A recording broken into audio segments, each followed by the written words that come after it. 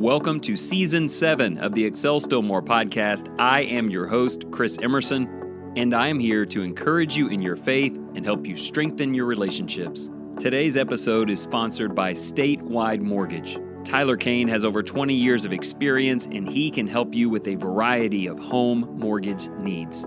You can reach him today at 813-380-8487. Thank you so much for listening in today.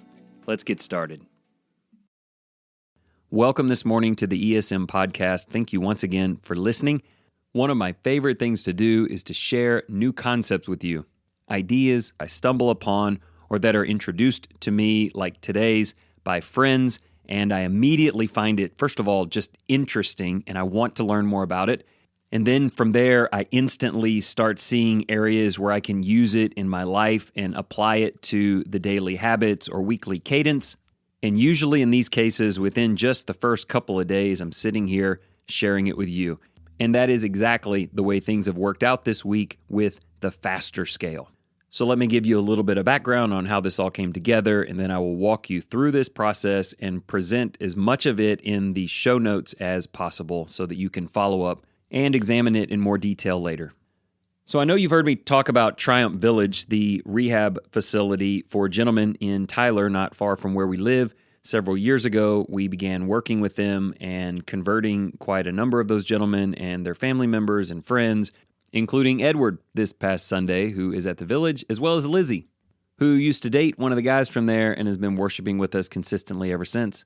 So the opportunity to be there and build relationships has been very rich for them and for us. And currently, one of the members of our local church, Adam Bradley, is working there. And so on Tuesdays, I like to, when possible, go up there for lunch and hang out with the guys. Some of them are members of the body of Christ, others not yet. So it gives a couple of opportunities. And then maybe sneak over into Adam's office and see what he's up to. And so that's how things came together this past Tuesday, and when I went into Adam's office, he was preparing for a class he was about to teach, and he had his binder open to the very last page. And at the top of that page, it read F.A.S.T.E.R Relapse Awareness Scale. And I was immediately interested in that. I turned the binder around and looked at it and took a picture of it, which I have printed here in front of me. And I asked him what that was about and why it was there at the end of the program. And he said, well, we've actually just added this the last cycle or two. Our program always begins phase 1 with the Sermon on the Mount. We take a handful of weeks, we walk them through the teachings of Jesus, and then when you get to phase 2, which was this particular binder, they go through the 12-step program. Takes quite a long amount of time to process through that. And then on the heels of that, they go right into Galatians chapter 5 and the fruit of the Spirit. So to kind of link all that together briefly, they start with the teachings of Jesus and his lordship and then go through the 12-step program that's helped so many with addiction over the years. And then they work on things like love, joy, peace, patience, kindness, goodness, gentleness, faithfulness, and self-control, the fruit of the Spirit. But not only that, they study how those are tools used to build defenses against the other list that's found in Galatians 5, the deeds of the flesh, which amount to the things that you can imagine, addiction certainly, but immorality and idolatry and dabbling in godless things and fighting and all those kinds of sinful behaviors. Adam said that used to be the way that we finished this phase and then we sent them on to something else, but we felt like they needed to understand that relapse is possible. And there needs to be some awareness of steps backwards because sometimes they're so subtle and they get attributed to something else, and you don't feel like it's a problem, but those subtle things that are called dry relapse phases, which we'll talk about in a minute, kind of sneak up on you and start connecting to one another, and before you know it, you're in wet relapse phase, which is fully back into things that you tried to avoid. And listening to him talk about that, I immediately knew I wanted to share this with you. We constantly talk about progress. We just want to get stronger. We want the grace of God to fuel us to greater things. We want to live the fruit of the Spirit. We want to manage our days well and live with more purpose in our lives. We're looking for a joy and a peace that doesn't need to feast on the sins of this world. And if the sins of this world has dominated your life in the past and you have become freed from those things, you don't ever want to go back. I don't know anyone serving God who wants to be trapped in those same destructive cycles. And yet, it happens. It happens almost against people's will, though it is their will, a part of them that chooses it. And so I'm looking down this page and I'm thinking we need to talk about this because oftentimes this big fall back into some destructive phase, you think that it just happened overnight, but it didn't. There are 6 steps in this pattern, F.A.S.T.E.R, and R, the last one, is relapse, and it's called wet relapse. And it's called wet relapse because you drown. There's water in your lungs, and you wonder, how did I get here in this pool? Well, sometimes when you're in the water, before you have water in your lungs, you're already showing signs of failure. You're showing signs maybe by being in a pool of water you ought not be in, maybe by growing really tired and faint, maybe by bobbing under the water or starting to panic. You don't yet have water in your lungs, but things are not going the direction they need to be going. And if you can somehow get help in those phases, you can get out of the water before you end up in what's called wet relapse, which is drowning.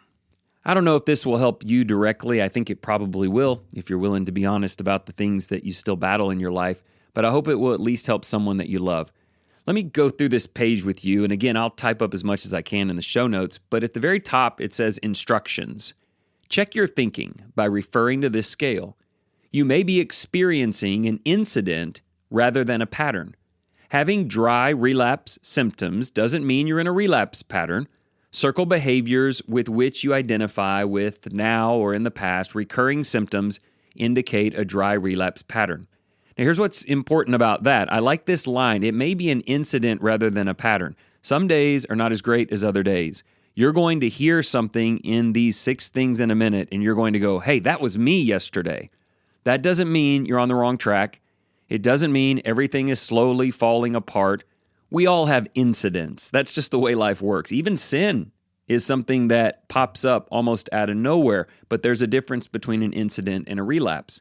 So what they're being asked to do on this sheet is sort of circle the things that are becoming more regular in their lives because it could indicate that they're on a relapse pattern and it's time to get some help. Just beneath that paragraph, after the term F.A.S.T.E.R relapse awareness scale, there's this box called recovery, what people in recovery look like. And I really love this little list of things, and I want you to think about yourself as you hear these. This is someone who is in recovery, and I like that language. It isn't recovered, fully fixed, without problems, but it is talking about success. If you are in recovery, you are in a successful place because you are stronger than you've been and you're moving in the right direction. Here is a list of what it looks like to be in recovery. No current secrets, resolving problems, identifying fears and feelings, keeping commitments to meetings, prayer, your family, church, people, goals, and yourself, being open, being honest, making eye contact, reaching out to others, increasing in relationships with God and others, and accepting accountability. How awesome is that list? I like that it says identifying fears and feelings because you don't have to be without all fears and you don't have to have totally perfected feelings, but you have to be self-aware and honest. You're not hiding anything. You're working towards resolution in relationships, from eye contact and body language to just being places that you said that you would be, especially related to God and His people. These are signs that things are going well. There seems to be a sense of openness and transparency, and it's a beautiful thing because it means we're not living in guilt and shame. And I just want to say that to you because if you get into this list with me that we're about to run through and you realize one of these is more than just an incident, it's becoming a pattern, there will always be the temptation to hide it. To turn off this episode, forget this ever happened to you, and just tuck it deeply away. But if it is still there, then things are happening, ing, and you're moving along a scale, and relapse is at the bottom of the page, recovery is at the top of the page, and you've got to decide which way you're going to go. But honesty and openness and seeking help is the only road to recovery. In Christ, among God's people, in your family, and in life.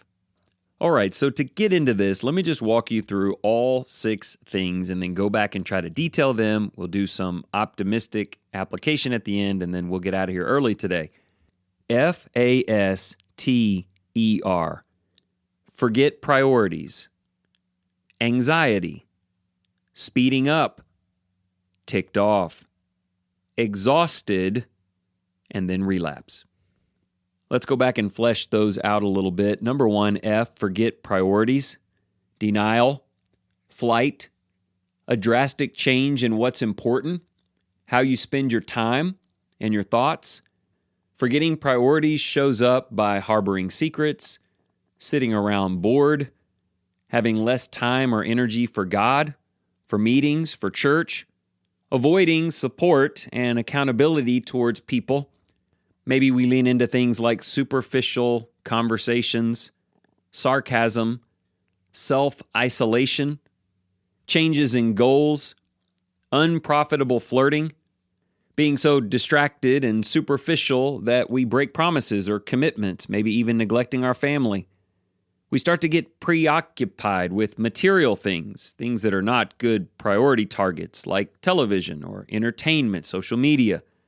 It leads to weird little behavioral adjustments like procrastination of important things and can quickly devolve into pesky little problems like lying, having overconfidence, or hiding things like money. That is an incredibly practical and specific list that is the result of research by those who put these programs together. Now, a few things on that list really stand out. I mean, it's easy to preach on don't forget your priorities. In fact, lately when I preach on that, I mentioned that the plural of priorities is a word that didn't even exist up until like 100 years ago. There's always supposed to be one priority. My body is not my own. I live for God. Everything has to revolve around that. But usually when we preach and teach about forgetting priorities, we're way down the list of mental degrading to actual, tangible, pretty serious choices, like people who stop coming to church or begin to neglect their families. But in this pattern, this is a very early stage. Again, forgetting priorities is all of a sudden I'm just kind of bored with the people or things I have in my life.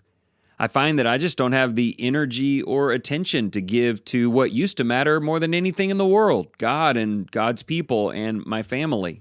And so I think that's something that everybody should start thinking about. Do I lean more towards superficial conversations or sarcasm instead of real, heartfelt, needed interactions? And it's easy to just go, well, those are little things. I mean, everybody's got some of that. But yeah, that's the point. There are always going to be incidences. I have a bad day. I don't want to talk about it. I say something sarcastic because, hey, I'm in a bad mood. But beware of more habitual things from this list. Number 2, anxiety, where we draw energy from our emotions, but our emotions are not beneficial. The list includes worry, which in many can result in things like using profanity or being fearful. All of a sudden, I'm more resentful. I'm replaying old and negative thoughts. Maybe I think I have to be perfect and I'm judging myself. I'm certainly judging other people's motives more than I used to. Making goals and lists that I can't complete because I'm not planning them well. I'm too busy with this disturbed thinking about other people where I think I can read their minds or something. In the meantime, I fall into other things that are doing no good to anyone, like dabbling back in pornography or thinking in fantasy ways that have no touch with reality. This manifests in trouble concentrating, sleep problems, creating or seeking out drama, and just a little extra proneness towards gossip. Again, I find that list so interesting because we can preach on anxiety and talk about it's a mind that's pulled apart and divided, and it's letting negative emotions, which you can't always control in the moment, drive your thinking and what you're focused on and all those kinds of things. And that's good teaching. But this digs in and says, hey, would you take a little closer look? Because you might say, I'm not anxious. I'm not on this scale. I have total control. But things like replaying old negative thoughts, resenting others, piping up a little more gossip, becoming more judgmental of others, you go, well, okay, that is kind of piping up a little bit. This scale would say, look, you've already begun to drift a bit from your central priority, and now it's manifesting in a way that creates more anxiety because all of these things tend to create negative thoughts and emotions, and then they drive you forward. And while that may all seem manageable and it will wax and it will wane, then we get to the third thing, the S in F.A.S.T.E.R, which is speeding up. This is the idea of getting really wound up and things start to accelerate. All of a sudden, I jump into something and I'm super busy. I'm all about this workaholic approach. I can never relax. I'm driving my car too fast. I can't slow down for anything. I feel this sense of being driven and I'm almost proud of it. I'm in a hurry. Can't turn off my thoughts. Maybe I'm skipping meals because I'm just so busy, or binge eating for no apparent reason. Overspending. Can't really stop and identify my feelings. I'm just perpetuating things forward, giving it all. I'm running as fast as I can, probably at a wall, but I don't know it. Irritability comes with that kind of acceleration. Start saying things like, I've got to do it all and it's all on me, and making excuses for why I'm behaving like I am. Dramatic mood swings are a part of this. Lust, too much caffeine maybe. Over-exercising, but really all this is just either trying to manage nervousness or propelling it.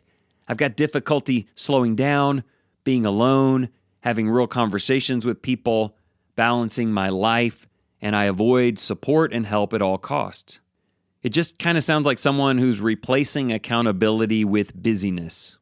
And what struck me as wild is there are some things on this list, this overachiever mindset that gets propagated in our time.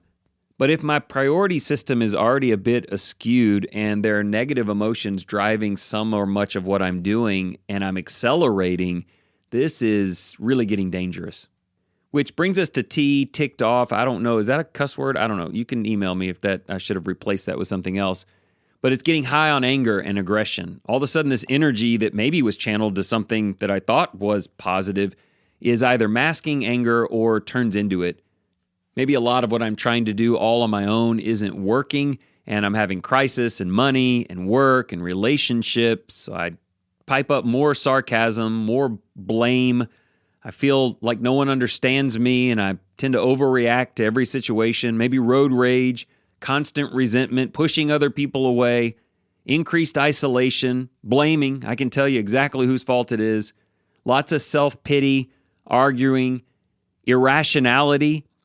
Cannot be corrected, cannot handle any form of criticism, super duper defensive. And so people are avoiding me.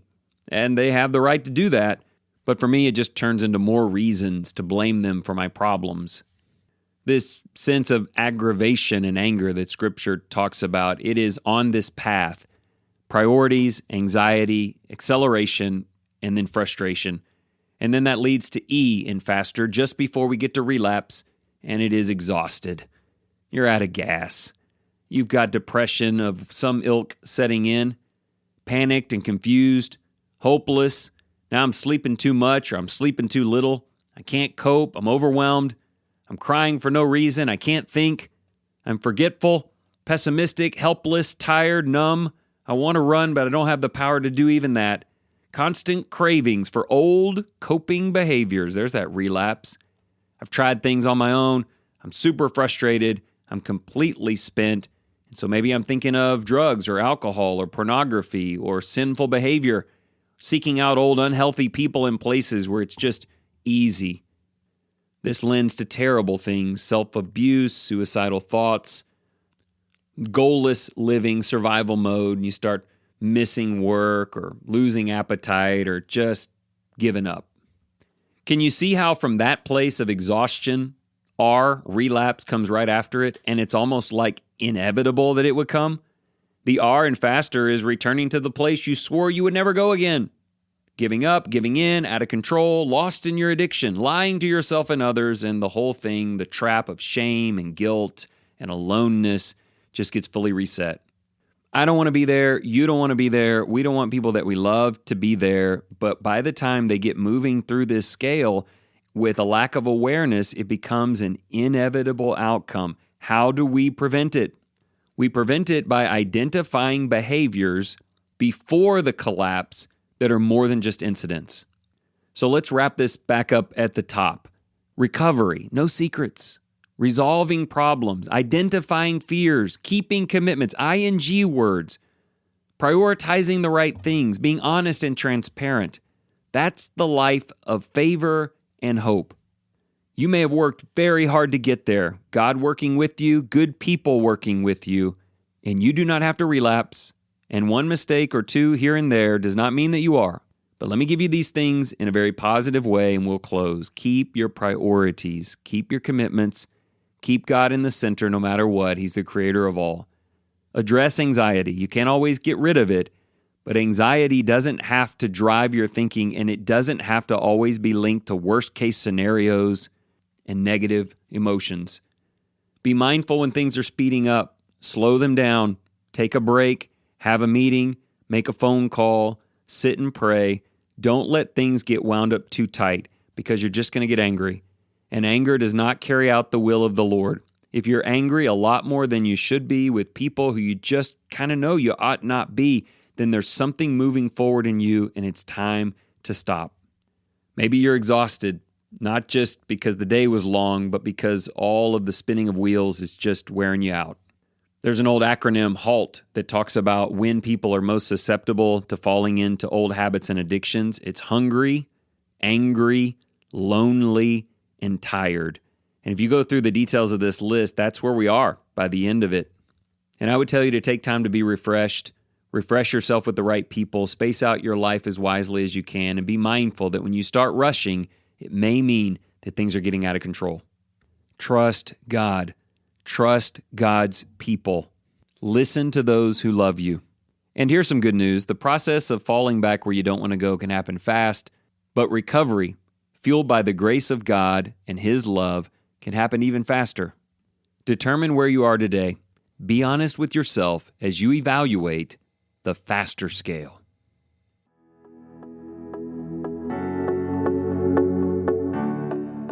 Thank you for joining in today. If you enjoyed this episode, please take a moment and share it with a friend. Speaking of friends, I just want to thank once again John Cunningham and the Cunningham Financial Group for sponsoring this podcast. If you have financial planning needs, give him a call today, 205-326-7364. And always remember, whatever you do in the name of Jesus Christ, excel still more.